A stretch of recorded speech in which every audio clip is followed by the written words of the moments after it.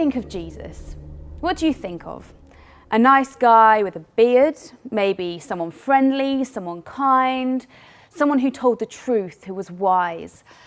When you think about Jesus' death, what do you think of? Maybe crucifixion, hanging on a cross, blood, being whipped, torture, public humiliation. How is it that a man that nice would end up being killed in that way? Well, I want to try and talk you through it a little bit. You see, a lot has to do with Israel at the time when Jesus lived there. You see, Israel was a really complicated country. There was loads of power struggles, particularly a power struggle between a people called the Jews and someone called the Romans.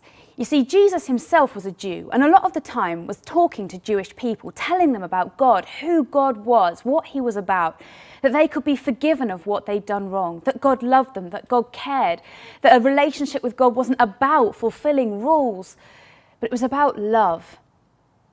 But the problem was that the Jewish leaders held religious power.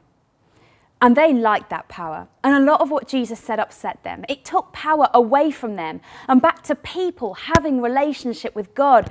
And the Jewish rulers didn't like that. There was another power struggle happening within Israel at that time too. You see, the Romans held political power. They had come in and ruled over the Jews. And so any political power belonged to Rome. Caesar was Lord. And when Jesus said phrases like, "I am the way, the truth, and the life," they began to worry that that took power away from Caesar. And so Jesus began to stir things up. He began to say that you didn't need the Jewish rulers and to go to the temples in order to have a relationship with God. You didn't need to pay for your faith. He began to say that God has authority over your life and it was only him that you were loyal to, and people began to get nervous. Jewish leaders and Roman rulers began to worry about the things that Jesus was saying.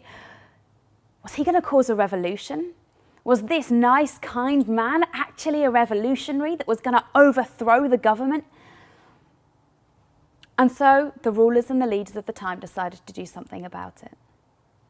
They killed him. They hung him on a cross because crucifixion was a humiliating death. It was a public death, a death that said to everybody else, don't try and overthrow power. Don't try and mess with the leadership, mess with the government. There will be no revolution here. And do you know, people may have gotten worried. People who looked at Jesus and believed that he was God may have been concerned at that moment at 3 o'clock in the afternoon when he hung on a cross and he died. Until 3 days later, Jesus rose from the dead.